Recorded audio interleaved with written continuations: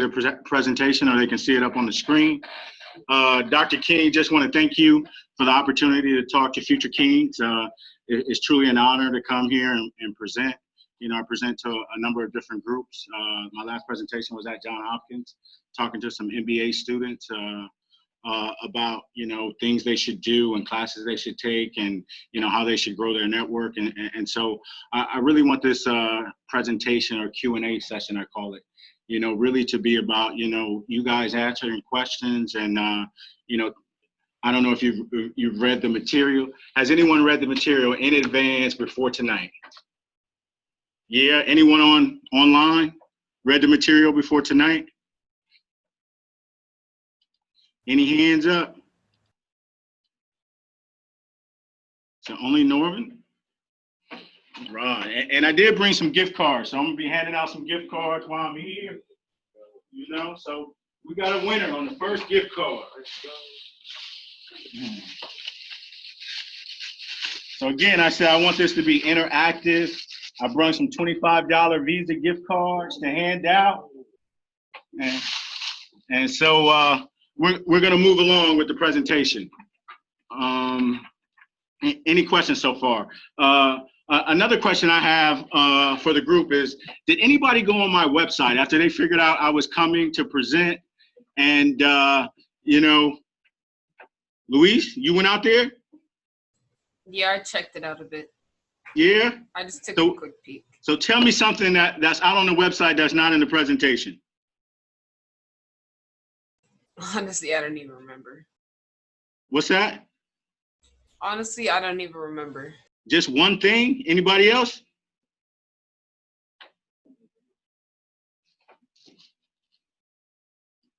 No one else? Okay, well, let's get started with the agenda. I'm going to talk about myself, of course, Bobby Long. Then I'll talk about longevity. And then I'll talk about my story and longevity story. And then we come back and cover this thing called entrepreneurship.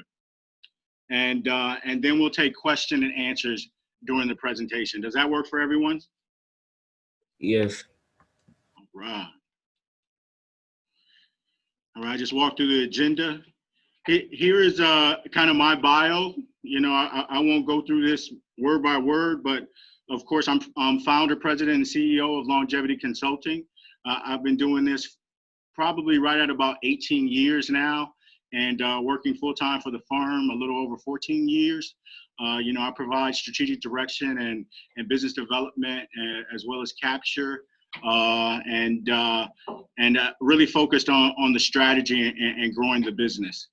Prior to that, me rolling off and working for Longevity full-time, I used to work for a company called Booz Allen Hamilton, which is a big consulting firm in the area. They're actually global. And then a couple other companies like Cyber, STG, Digicon. And prior to that, I was in the U.S. Army. My background is in data architecture.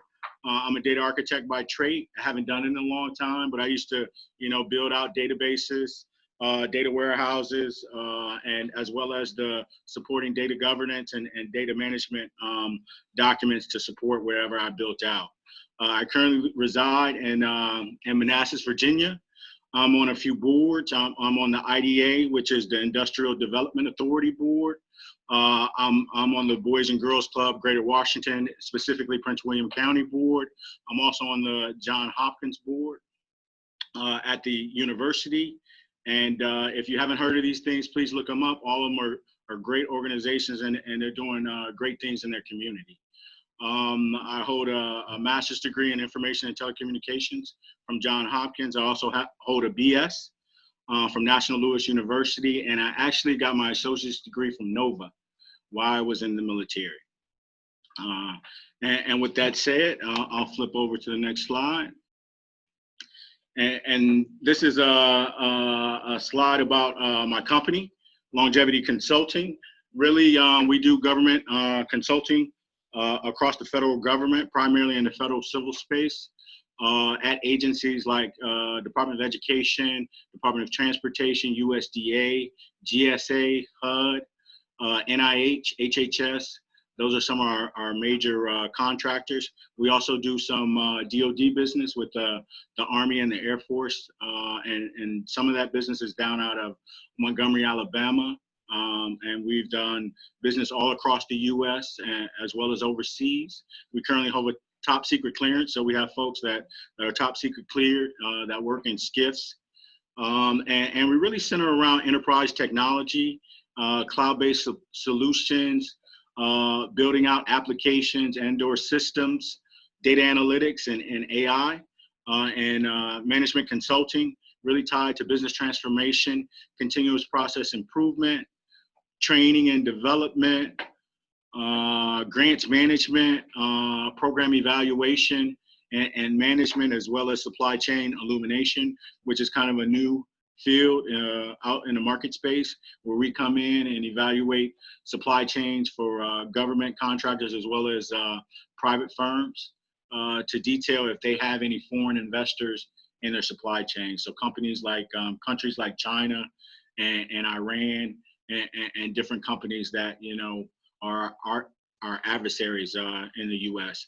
And then enterprise security, you know, things like cybersecurity. I know you guys have a cybersecurity program here, and so we hire people with that background, and so that's very prevalent today.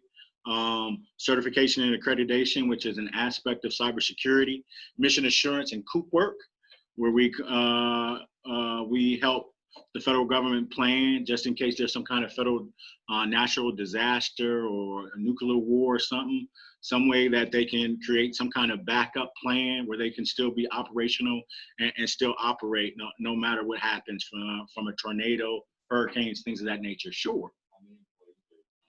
Right now we have right over 60 employees, and we do right over 12 million a year. And in 2021, we should do, you know, around $20 million.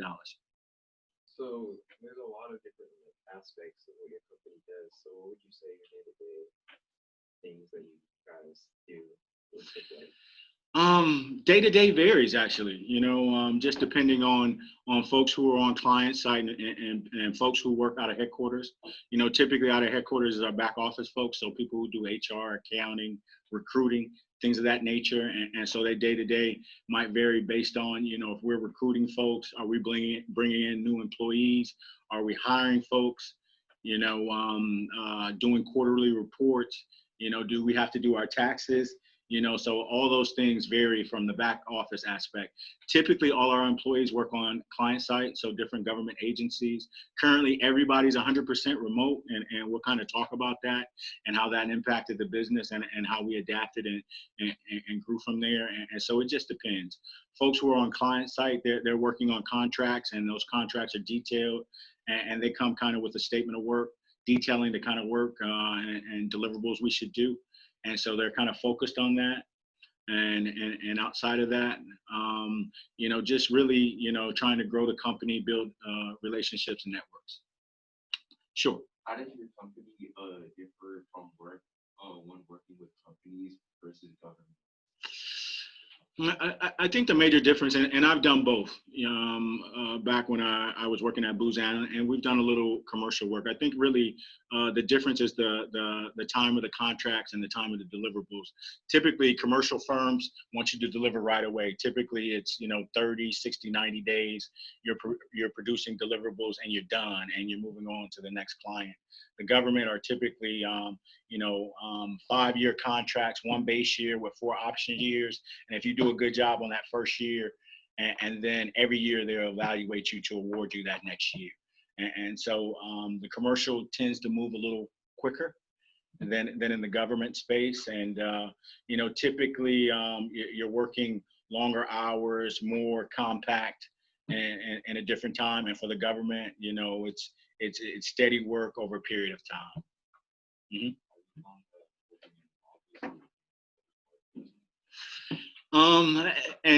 For me personally, I think working from home is more efficient because I'm not spending an hour and 15 minutes driving into DC and an hour and 15 minutes driving home. And so that's 2 hours and 30 minutes worth of productivity I was losing that I gain now. And since COVID, I catch myself working longer now. You know, you get up, you get a cup of coffee, you get something to eat, you sit down at your computer and you start working and you lose track of time. And then you're hungry, right? And you eat a sandwich or something, and then you're back to working. Next thing you know, it's dark. And so for myself personally, I catch myself working way longer than I used to work, just because it's convenient, it's easy. You don't have to put a suit on. You know, you're not making that drive. You don't have to worry about parking or all those things. And so you're really just focused on, you know, whatever your job is, growing the business, marketing, delivering for a particular client. And so I think for some of the employees, it's also about how you work. You know, some folks love the interaction with other folks, and that's kind of their zen and how they, you know, they're productive. You know, those kind of folks are having a challenging time right now. But then you have the other folks that work independently and, you know, are really introverts and really like, you know, just sitting down at the particular computer and getting their work done. Sure. When you guys ask some questions here, for the guys that there aren't, the guys that there don't always hear the question. So if you just can repeat it before you give your answer, to give guys that there some context. Okay, sure. No problem. I wanted to ask if it's harder to communicate with your employees now that you're online rather than in person. Okay, the question is it harder to communicate with the employees now that we're 100% remote? And I would say no. I actually think it's easier, you know, because of all the technology now, you know, with Zoom, and we use Teams, we use WebEx, conference calls. I have everybody's number, emails. And so you really catch yourself, you know, really communicating more now than you used to, because people used to be, you know, in disparate places, you know, just doing their work. You weren't really, you know, interacting with them. But now you see them on the Zoom meeting, you see them on Teams. You know, we have, you know, monthly meetings, status meetings where everybody's on. And so, you know, you really get a chance to see and interact and communicate more so now than you did in the future.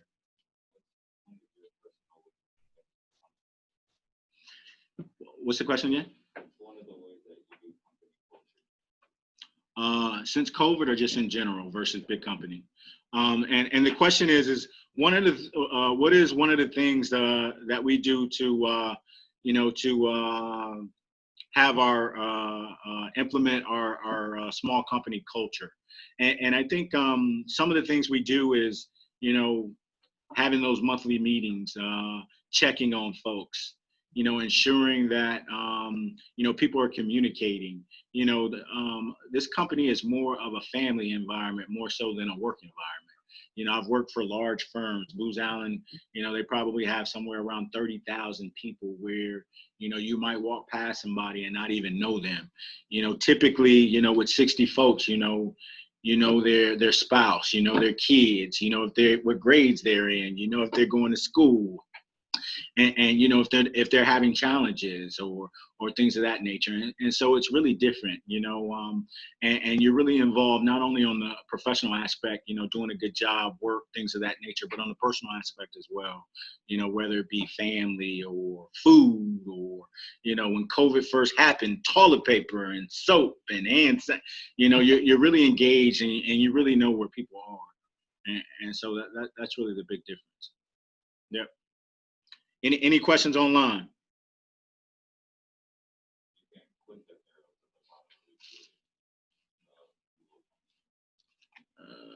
Okay. Oh yeah, okay. Any questions online? No? Okay. Then we'll continue on. I talked about longevity consulting, who we are, what we do, where we're at. And then I'll come back to this entrepreneurship slide and talk about that at the end. Right now, I'll talk about kind of my background and you know, how I started longevity consulting. Originally, I'm from Omaha, Nebraska. Yes, there's Black people in Nebraska. I get that question all the time. There's actually a lot of us, and not my family members. But born and raised in Omaha, Nebraska.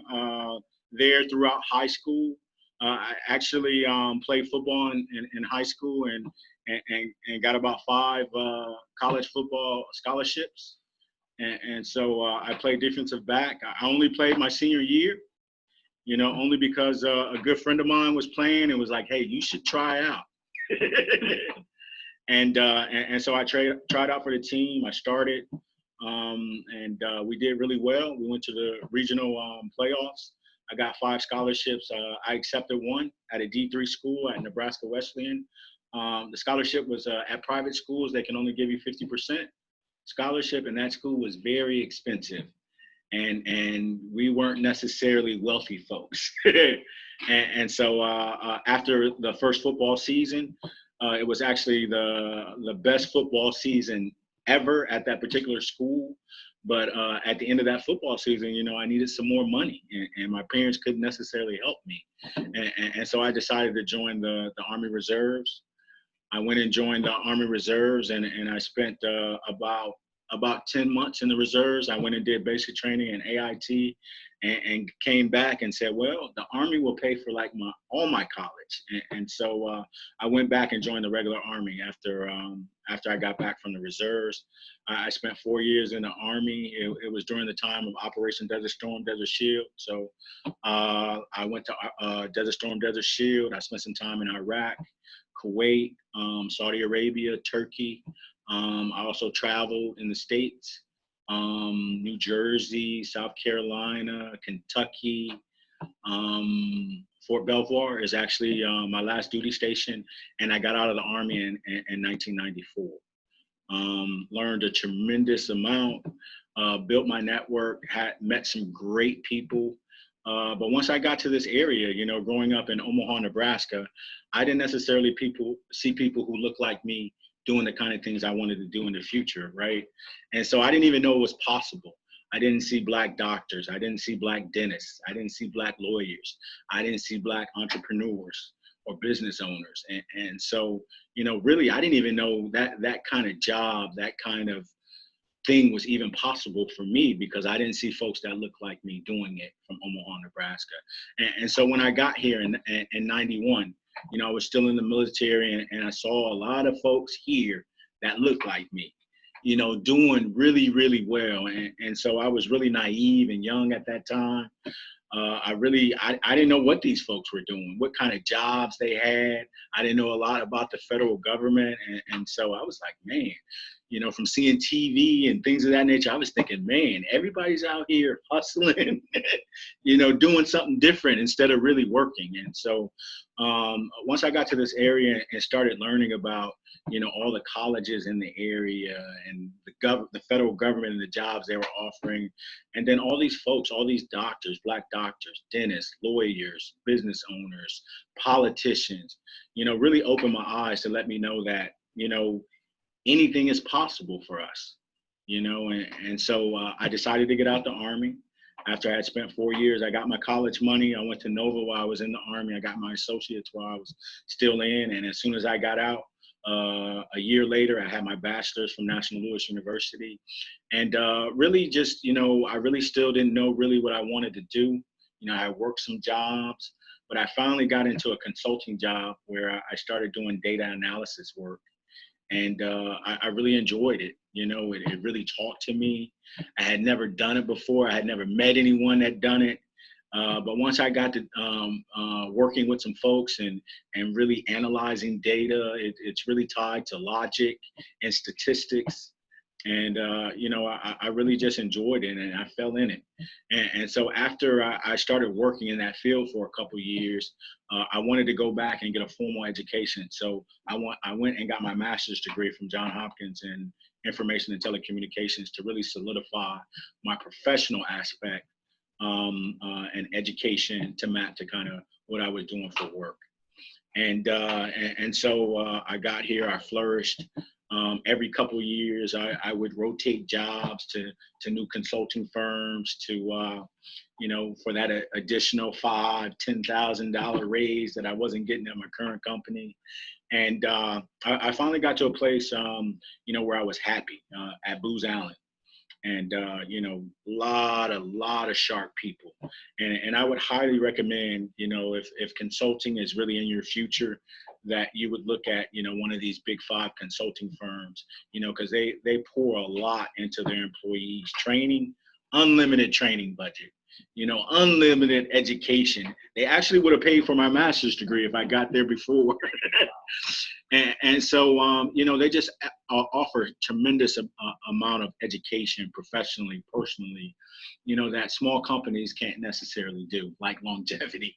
And so I would highly recommend that, you consider working at a big firm. And so I worked there for about 3 years. And in my evaluation, I would always write in there that, I wanted to start my own firm. I wanted to do what I was doing for Booz Allen for myself. And I actually got on a project. I was matrixed into another project in Washington, D.C., supporting another client. And my manager there was like, hey, I read this in your evaluation. You're always talking about, starting your own firm. Why don't you do it now? I have a contract that I can let you subcontract on where you could roll out from Booz Allen on a Friday, and on a Monday, start working for longevity. And so would you consider that? And man, I was like, yes, sign me up for that, And I was truly excited, and that this particular manager would offer me this opportunity, and it wasn't somebody who looked like us, right?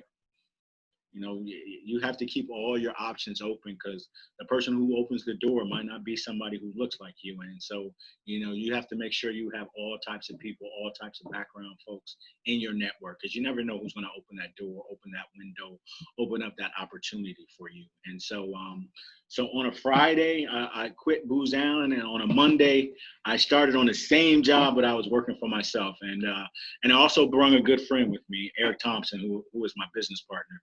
And we both met at Booz Allen. We worked together for a number of years, and we really complemented each other. I was more into strategy and data architecture and things of that nature, and he was an MBA, so he was more into development and finance, and we really complemented one another. And so we both rolled off same day and started for longevity, and the rest is history. We worked together pretty well. We took the company from about 250, 300,000 back then to over 12 million now. We were the first 2 employees. Now we have 60 plus, and probably by the end of the year, we should have somewhere around the 75, 80 range. And sometime next year, we should be looking at over 100. And so, sure, question. What do you look for when hiring an employee? The question is, what do you look for when you hire an employee? And that's a great question. It just depends on the particular, first is the requirement for a particular job, whether it's internal or external. We have to make sure you check all those boxes. But the other thing we really look for is making sure that particular candidate is diverse in their talent. They're not pigeonholed. They're opening to new ideas. And we have this thing that's called, we have a worker candidate and a consulting candidate. And the worker candidate is the one who comes in and just clocks in at 9, does their job, clocks out at 5. They do a good job. They do everything the customer asks for, and they check that box. But then we have the consultant, and we really look for the consultant, the one that goes above and beyond what the client is asking for. The client might ask for A, but you come back and provide, B through G, just because that's where the client is going. Or the client may ask for G and you provide Z because the client is going to need it. And so we really look for consultants, people who go above and beyond what the client is asking for, and people who come into a particular job and make sure that job is better when they leave it than when they got there. And that's what we look for. Some particular jobs require bachelor's degree, master's degrees, and so you got to check that box. But we don't always look for that. We look for people who are going to come in, represent longevity in a good light, and really represent that client and get that job done. Because if you do a good job, we look good. And that's what it's all about when you're a small business. Yes. So there's a distinction between the roles of a consultant and just a worker, or do they have the same job? So one is just has the better personal characteristics. Yeah, I think they're very similar. They both can do the job, really is the difference is the initiative that you take to go above and beyond what people are asking. And that's the difference between a worker and a consultant. You know, you can come in, say you work at McDonald's and, you know, you're flipping burgers, right? That's your job. And you're a worker, you just come in and flip burgers. But, you know, the consultant comes in and they figure out, well, hey, I should learn how to wash the dishes. I should learn how to do the cash register. I should learn how to do the fries, just in case somebody else doesn't show up, that I can knock that out and handle that while no one else knows how to do it. And that helps you advance as well. You know, where you really have two clients or two employees that really have a similar job, you really look for those differentiators that they separate one another from. Mm-hmm. How do Sure. you obtain your clients? Do they, like, all Good question. Good question. It's the question is, how do you obtain your clients? And in the federal government space, we respond to proposals or statements of work that the government put. That, yeah, contracts. Yeah. And so the government puts out, we call them opportunities, out into the space, and federal contractors, they respond to those opportunities. And, you know, we call them proposals. Oh, that's great. Another question? How much would you say networking has been connected to your career? What made you want to? The question is, entrepreneur? what would you say networking has been to your career? I think networking has made my career. It can make or break your career. Nothing's more important in anything than your network, right? These folks that you're working with in Future Kings, the presenters that come in, Dr. King, you should try to build a relationship with everyone that Dr. King brings in here. You know, the presenters, the people who are doing your classes, the people that you work with, you know, because you never know 10 years where they're at and what you're going to need or what you can do for them, you know? And so that's a great question. Any questions online? Yes. What made you want to become an entrepreneur? Did you guys hear that? Really, I think it was a good friend of mine, a guy by the name of Richard Maddox, you know, and we were hanging out, we were playing basketball together. And, you know, during that time, he had a lobbying firm in DC. And so we would go and play basketball and hang out. And then he would get dressed, put a suit on, and head to DC. And I used to be like, man, where are you going? What are you doing? And so I got a chance to spend some good time with him. And really, he became one of my good mentors. And so I would go to his office and just watch him work and see how he worked and see some of the folks he interacted with. And I was like, man, you know, I play basketball with this guy, you know, I want to do this too. And so that was an aspect of it. The other part was I was in my master's program at Johns Hopkins, and I had a great instructor by the name of Joe Logue, a strategic planning course. And he was talking to the whole class. He was like, if anybody is in this particular program and not thinking about doing their own thing, then why are you here? And that particular class and that particular instructor and what he said kind of resonated with me. And I kind of took that to heart. And every day after that, you know, I sat down and tried to map out, well, you know, what am I going to do for a business? What makes sense? What kind of skills do I have? And we'll get into some of that in the entrepreneurship discussion. But, you know, I tried to write all that down and really create a market that made sense for me and something that I could be efficient and effective in and be productive. And so that's what made me really want to be an entrepreneur. And then once I became an entrepreneur, man, I could never envision going back to just working for someone. You know, every day I'm learning something new. I'm doing something different. I'm working with different people and really learning. And being an entrepreneur has really made me a lifelong learner. You know, I'm growing, I'm learning, I'm networking with folks, and you know, really really enjoying kind of every aspect of being an entrepreneur. Sure. Another question? Yeah. Oh, okay. Who was that who asked that question? Me, Lewis. Lewis? Yes. Okay, Lewis. Thank you. No problem. I think my best advice on building out your network is really, you know, start with the people that are in your circle, right? And then the people that are in their circle, make those folks part of your circle, you know, and it shouldn't just stop with personal, you know, it should be maybe your parents' friends, you know, and the folks that are doing the things that you want to do. And if you don't know anyone doing what you want to do, find somebody that knows somebody that's doing what you want to do and have them introduce you to them and make them part of your network and reach out to them, you know, just reach out. Hey, this is Norman. I do this, you know, I'm very interested in what you do. You know, I'd like to add you to my network. I'd like to call you from time to time. You know, is it okay if I call you monthly and we just touch base and I tell you what I'm doing and, you know, you give me your recommendations on how I could do A or how I could do Z or how you can introduce me to somebody who's doing something else I want to do in the future.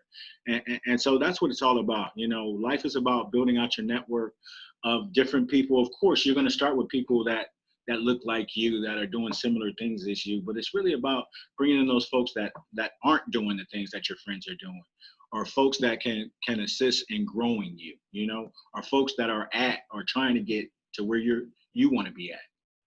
And that's what it's all about. You know, it's kind of like your circle of friends. You know how your parents used to tell you back in the day, hey, you know, the friends you hang with, you know, are the ones that are either going to keep you out of trouble or get you in trouble, right? And so you want to hang around the folks that are getting to or going where you want to be, right?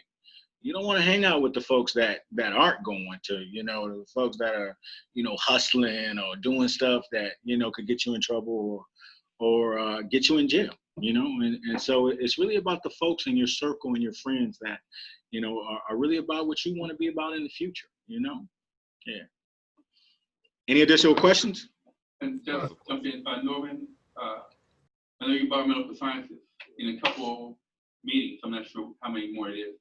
We have a cardiologist coming in to talk to us about the path that he took toward becoming a cardiologist. So I'm not sure if you want to be a medical doctor or not. Yeah, I want to be a neurosurgeon. I have another question.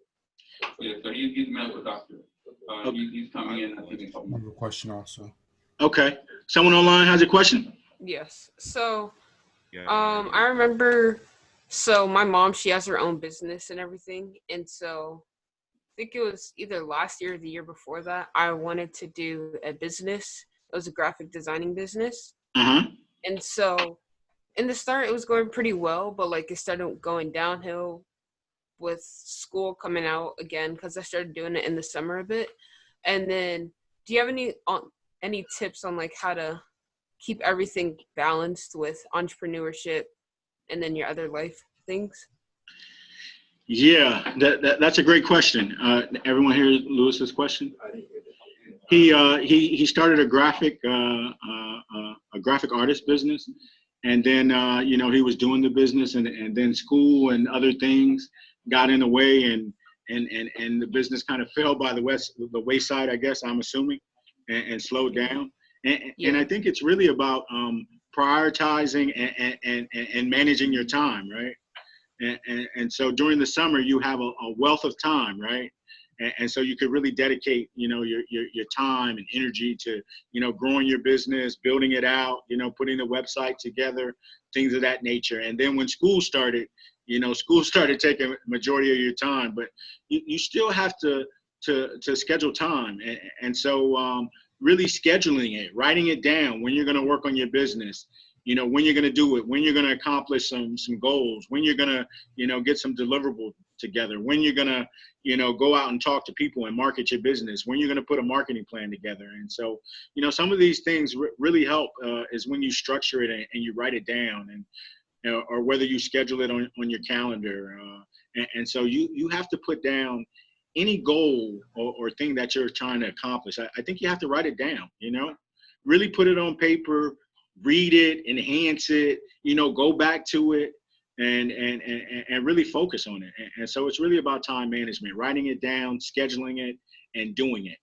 You know, there's going to be some things that come into play. You know, of course, we're in COVID now, but pre-COVID, you know, there might be some parties, there might be some football games, basketball games. And so you got to prioritize what's important to you. You know, there's always going to be another party, right? There's always going to be another basketball game. There's always going to be that time to go to Norvin's house and hang out. But, you know, you got to make time for the things that are important to you. All right. Thank you. No problem. I think somebody else had a question. Richard, somebody else? Yes, I put it in the chat. You put it in the chat? Yes. Okay. Let's see if I can find it. Screen sharing has stopped. Okay. You said the very top of the screen? Right here? Okay. Okay. Here we go. Okay. Hollywood or Harvard? What skill sets do you need? What should be on your portfolio? Okay. And yeah, what is the hardest decision you ever had to make as an entrepreneur? Okay, I'll start with what skill sets do you need and what should be on your portfolio? Skill sets. I mean, you just have to have a willing and a drive to really accomplish something, and really, you know, set that in your heart and go out there and do it. You know, do the research, and maybe this is a good time to pull up this entrepreneurship slide. Is this being shared, Dr. King? It was, but we can share it again. Okay.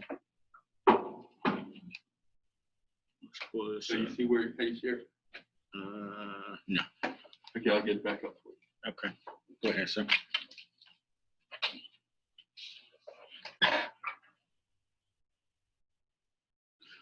So you want this slide, right? Yeah.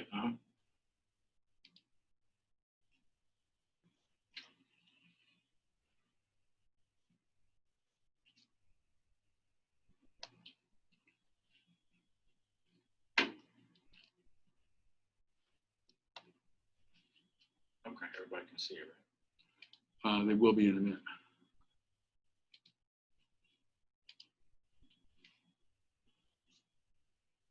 So this is a slide.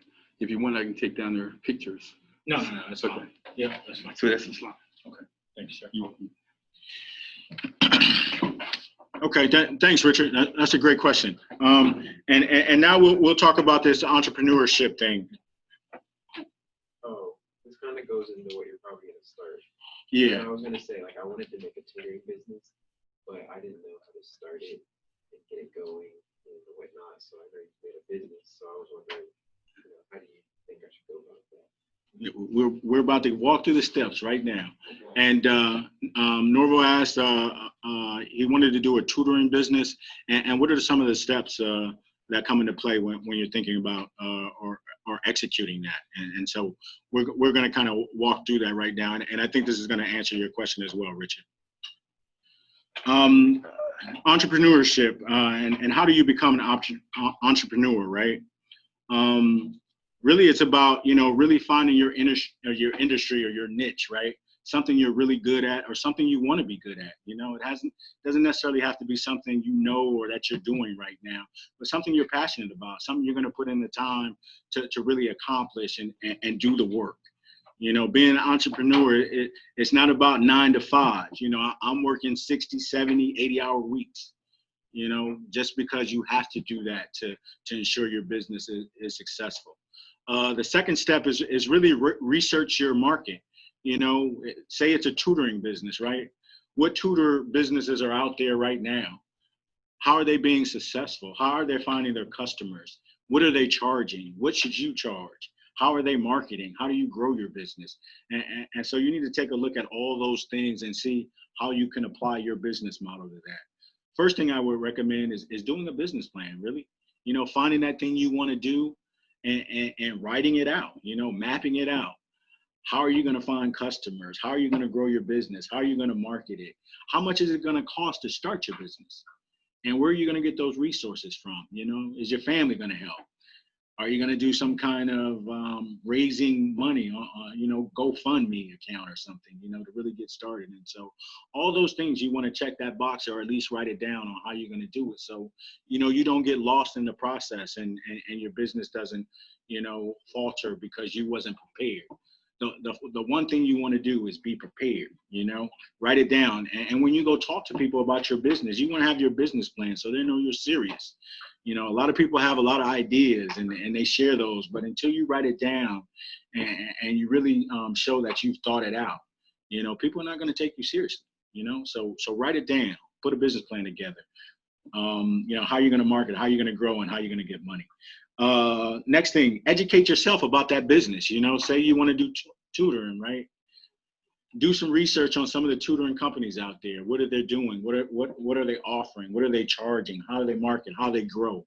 Do your research, do your homework. Don't just say, hey, I want to do A, and you don't know anything about A, but you want somebody to give you some money to do A, or you have no experience in doing A, but you want somebody to give you some money to get it going. People who give money or donate money or do angel hair, they want to know that you have the education, the background, and the follow through to really take this thing to fruition, before they cut a check.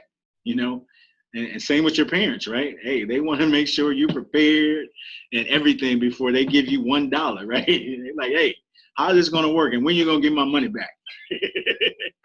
So you just want to be prepared. Lastly is, really, starting slowly and learning from your failures, right? To do things differently. When you start off doing something new, right, it's not always going to go well. People have the assumption, when you're out, starting businesses or things of that nature, that, you just start making money and it's through the roof. Next thing you know, you're a millionaire and you buying houses and cars. That's not always how it works. It's really trial and error. You get out there and, things are going well and something happens and that brings you back down to earth. And then you got to resolve that problem and you're going up again, and something happens, brings you back down to earth. You just got to have that fortitude and dedication to really continue going, really continue going. And then there was another question out there. What is one of the decisions you could have back, or what is something that you don't enjoy doing, right? Yeah, the hardest business decision is really, in the beginning, is firing people, getting rid of people, good people you've worked with for a number of years, and you lose a contract, or you no longer have work, or even family members and friends, people you used to play basketball with, you got to let them go. You got to look at the bottom line, see if you're making money, see if it's in your best interest to keep them. And so that's always hard, right? Getting rid of friends or family members or just people because, they have a family, they have people that they're trying to feed and rent and things of that nature. And so that's always a challenge. And over a number of years of doing it, you get a lot better at it. But that doesn't necessarily make it good. And so that's it. The other challenge for me is, in the beginning, I used to work a lot individually, and so by myself, and then working with others, that takes some getting used to, especially if you get your energy and your zen from working alone, and then you have to go out and meet with 100 people or 1,000 people and really work with them. And so that's another good skill set is really working in teams. To be successful in this world, you're going to have to learn to work with other people. And, people with different backgrounds, different ethnicities, different values and beliefs than yourself. And you got to put that all aside and learn, their values and what they bring to your team or how they can help you complete a project. And so that's it. You got to learn how to work with others. So hopefully that answers your question. Another question? Entrepreneurship is not for everyone, and I think it's not for the people who get in it half-heartedly. I've had a lot of friends. They're like, hey, you doing it, I'm doing it, and they get into it and they find out it's real work, right? You're working 60, 70-hour weeks. Some nights I sleep, 3 or 4 hours, because something's due tomorrow or something's due in 2 days from now. And so everybody's not made for that kind of work. It's not good or bad. It's just kind of like NBA and LeBron. Everybody's not going to be LeBron, right? Nobody's ever going to be Michael. It's really the people that are dedicated, that really, really want to win or really have a drive to, to stay in it. It's not about just starting things. It's about completing it, staying in it, do the good and the bad. A lot of people get out like, hey, I ain't making money. This ain't paying the bills. If there's something you really feel strongly about and you really believe in yourself and your capability, then it's something you're going to stick to and figure out a way to make it work. You have to enjoy. I would definitely pick something that you have passion about, because when you're passionate about it and you love it, nothing's going to take you from that, Question? Do you have any first tips from your personal experience, some stuff you I do. And as a matter of fact, I'm going to talk about some of them, right now. I will talk about this Joe Trammell quote. It says, "The entrepreneur is anyone who spots an opportunity and decides to pursue it, regardless of the resources currently at their disposal." And so that talks to, doing it, no matter if you have the education, no matter if you don't have the money, no matter if you don't have the network, no matter if you don't have the relationships. If it's something you feel passionate about or strongly about, you're going to make it happen. You're going to figure out a way to make it profitable. You're going to figure out a way to make money from it. And everything, you don't have to make money, right? Look at Dr. King, Future Kings, it's something he's passionate about. He values and growing, young men, and so, you got to take your hat. Everything's not going to be about making money. Some of the thing is going to be about, something you feel strongly about, something you value, something you really want to do, and something you feel that's going to make an impact, not only on you, but on your community and in the country or in the world. And so you got to figure out what drives you, what motivates you, and how you're going to be successful. The second part of this is they see what could be and find a way to make it happen, even if they don't necessarily have everything on hand to do it right now. So you could plan right now and know, I ain't gonna do this until I graduate, or I ain't gonna do this until I graduate with my master's degree, or I'm not gonna do it until I have $10,000 saved. But do the plan now. If you're thinking about doing it right now and you're gonna be successful and you can do it now. Put the plan together now. Don't wait. Especially with COVID, with all this time you have on your hands. And lastly, some of the things I'd like to leave with you guys is, grow your network now. Network is very, very important. Become a lifetime learner. Read books, read the news, read something. Always read and grow and learn. Don't become stagnant. Always read, learn, and grow. Trust others. Trust others that they have some similar goals that you have. You have to put your trust in others and empower others when you're running or managing or growing a business, right? You can't do it alone. No, you can't do it alone. You can't do everything. Sometimes you need to hire a partner or hire somebody to do accounting, hire somebody to do HR, hire somebody to do recruiting. You might start off doing it, but you want to get somebody that's what they do. So bring in the right expertise at the right time. What else? I have another question. Sure. Go ahead, Lewis. So, because I really want to get a business and, have something else on the other side of school that I'm doing to, keep me something. And plus it's something that I like to do. So do you have any tips on how to keep your business up and going, even if you're still scheduling things besides it?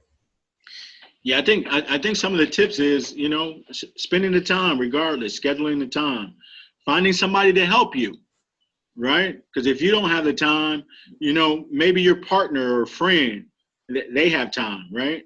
Yeah. And going out and doing the research and seeing what others are doing to really, keep it going, and, things aren't always going to go well. And when you find roadblocks and things of that nature, finding out what the solution is, Yeah.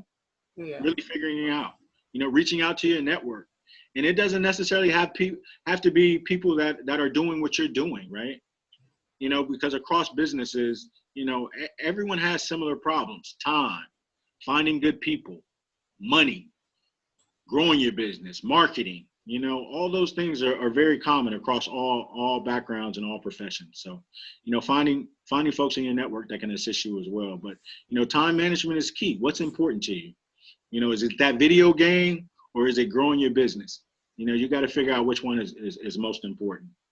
And lastly, I'll leave you guys with a book. It's called High Performance Habits by Brendan Burchard, and I'll send that over. It has maybe about 6 qualities that it highlights and what that means, and so I would definitely highlight that. I think lastly, my faith. You know, I go to First Mount Zion Baptist Church, and you know, sometimes when things not going well, you gotta pray. You gotta have something greater than yourself that you lean on, and so faith is very important in me and what I believe in longevity's culture as well. And so with that, you know, any additional questions, I'll take those. I want to ask you, circle back to some things you talked about before. Mm-hmm. The way that now everyone's working remotely. Mm-hmm.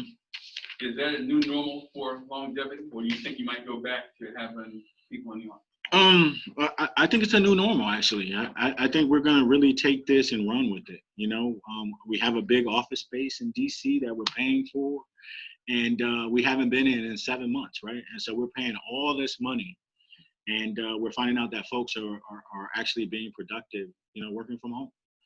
And so really finding out ways that we can support them to work at home more effectively and efficiently. We're actually going to downsize. We're going to get rid of this office space, and we're never going back to that office, actually.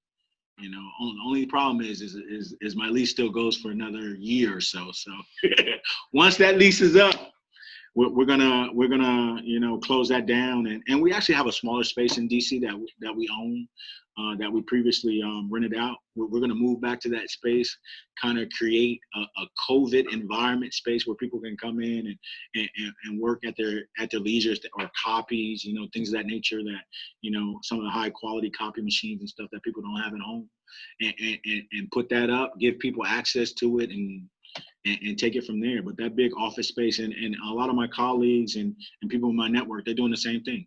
You know, they're shutting down them big offices in DC or Virginia or Maryland, and really going 100% remote. And it just makes sense now. You know, we probably should have done it pre-COVID. And so guys like this who are learning how to get their education in the COVID environment, you know, can start preparing for that new workforce. Yeah, I think these tools that everyone's using, like school, WebEx, Zoom, that's gonna be the way of the future. You know, we used to have contracts where people were traveling, you know, internationally, you know, West Coast, East Coast, you know, all that stuff's being done by Zoom now, you know, WebEx, Teams, you know, and so not only is the government saving money, we're saving money. And so that's going to be the new normal. People are going to learn how to adapt to this environment and move forward. And I had a couple more questions about your technical stuff. Like you told me at the beginning you were a data architect. Uh-huh. Okay. And I was specifically interested in data warehousing, and what is data warehousing and how is it used? Okay, sure. And I've worked in data warehousing and data marts, and really data warehousing is really a different way of cataloging data that you can query and get to it more easily. I think AI and data analytics, data warehousing is kind of like an old term, and now AI and data analytics is kind of taking over, and so it's just a better way of structuring data. So you can query it and get the results or answers that you need right away in a timely fashion to go out and report, or, you know, make business decisions that you need. So. But years ago, you would have different databases all over the place, Mm-hmm. and they didn't speak to each other. Disparate data. So the data warehouse was kind of a way of making them all talk to each other, Mm-hmm. even though they weren't designed to talk to each other. Yep. Okay. And so that's what that old term of data warehousing kind of like. And so the new thing is cloud. Another topic is cloud computing. You mentioned that when you're talking to, I bet you a lot of have heard the term, but aren't familiar with it. So could you tell me a couple of the big names, such as AWS and some others, and what role they play? AWS and Microsoft Azure and Google. We actually have a cloud project with the federal government where we're taking a lot of their on-prem systems. On-prem means on-site, so this would be on-prem for Future Kings if they had like systems set up here, and moving it off-prem. And off-prem is in the cloud, whether it's in Amazon cloud or Microsoft Azure or Google, and Oracle has a cloud as well. Really taking those systems, putting them in the cloud, so everyone has access to them across the world. And they're secure. And so that's the way government is moving today. Who knows when it might move back to prem. Government is very known for doing things and bringing them back. But right now, cloud is the hot thing, the new thing, the secure thing. So taking systems and putting them in the cloud and providing access to them. And putting them in the cloud doesn't mean putting them up in the cloud. It means putting them in different locations. And they have like cloud sites out in Loudoun. They have them Denver and DC and different locations across the world. Yeah, a bunch of computers that's partitioned off for certain kind of data for the government or commercial, and it's pretty popular in the commercial space as well. And could you tell them about big data and give a thumbnail of what it is, why it's important, what are some of the risks associated with our? There's a lot of different definitions for big data, but big data is typically tied to organizations or agencies that have an unsurmountable amount of data, and so people are finding ways to package that data and put it in a location where folks have easy access to it, and it's queryable. You can report on it. You have access to it, and so as we migrate more and more into the AI and data analytics, the data sizes are going up tremendously. You know how you get more memory on your phone now and more memory on your computer because you have so much data now, and if you don't get this new memory or more space, it'll slow down. And so big data is really resolving that, where companies have all this data that they're able to put it, in a server or some location, off-prem, where people have access to it and can access to it in a secure environment. So like for you guys, environmental scientists, you can remember what the double helix is. You look at some of the DNA structure there, and you can think about all the permutations for that for just one person. Now, let's say that instead of just having one person, you're looking at 100 million people, and you're trying to look at what the differences are between 100 million people. Okay? You can imagine how much more complicated it's going to be. Well, big data can help you sort through all that stuff. Okay?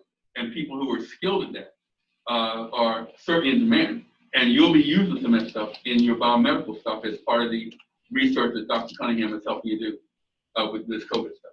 So that's how big data fits into all of it. And we got it with all kinds of industries right now, where you look through these zillions of different people and their characteristics and that to find out the one little thing you're looking for or a certain pattern that you're looking for. Okay, and in the old days, you couldn't do that. Okay, now it's almost a way of life.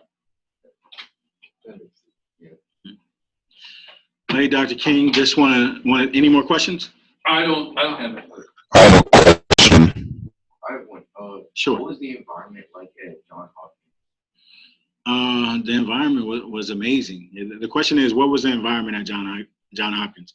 The environment was amazing. I mean, I've never had any more sharper, more intelligent, more caring instructors than I had at Johns Hopkins. I think they're ranked maybe 7th or 8th in the country from an institutional standpoint.